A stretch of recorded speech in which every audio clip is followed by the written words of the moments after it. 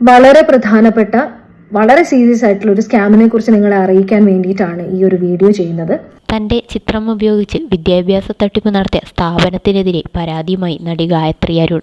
എറണാകുളത്ത് പ്രവർത്തിക്കുന്ന വിദ്യാഭ്യാസ സ്ഥാപനത്തിനെതിരെയാണ് ഗായത്രി രംഗത്തെത്തിയിരിക്കുന്നത്.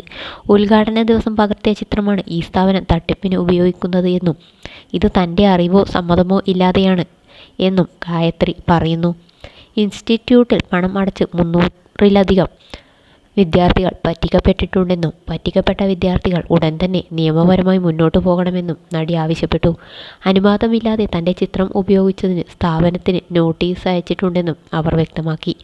ഗായത്രിയുടെ വാക്കുകൾ ഇങ്ങനെയായിരുന്നു: വളരെ പ്രധാനപ്പെട്ട ഒരു സ്കാമിനെ കുറിച്ച് നിങ്ങളെ അറിയിക്കാൻ വേണ്ടിയിട്ടാണ് ഇങ്ങനെയൊരു വീഡിയോ ചെയ്യുന്നത്.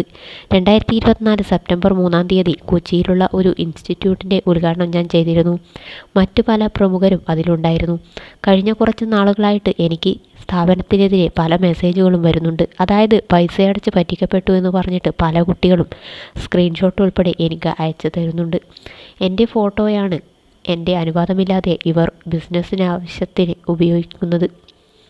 ബിസിനസ് വാട്സപ്പിലൊക്കെ എൻ്റെ ചിത്രമാണ് ഇവർ പ്രൊഫൈലായിട്ട് ഉപയോഗിക്കുന്നത്.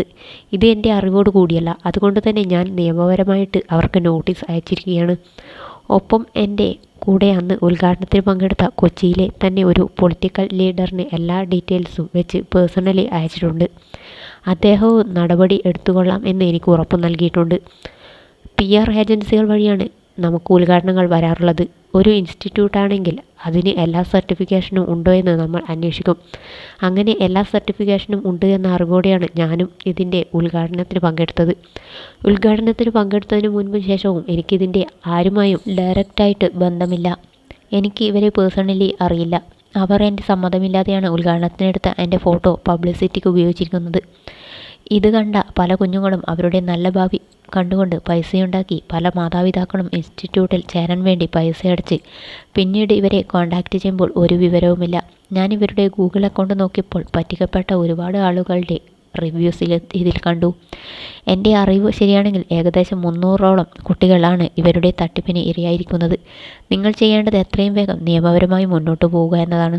കേരളത്തിൽ വിദ്യാഭ്യാസത്തിൻ്റെ പേരിൽ തട്ടിപ്പ് നടത്തുന്ന ഒരു ടീമുണ്ടെങ്കിൽ അവരെ എത്രയും വേഗം തന്നെ നിയമത്തിൻ്റെ മുന്നിൽ കൊണ്ടുവരിക എന്നുള്ളതാണ് നമുക്ക് ചെയ്യാൻ കഴിയുന്ന ഒരു കാര്യം.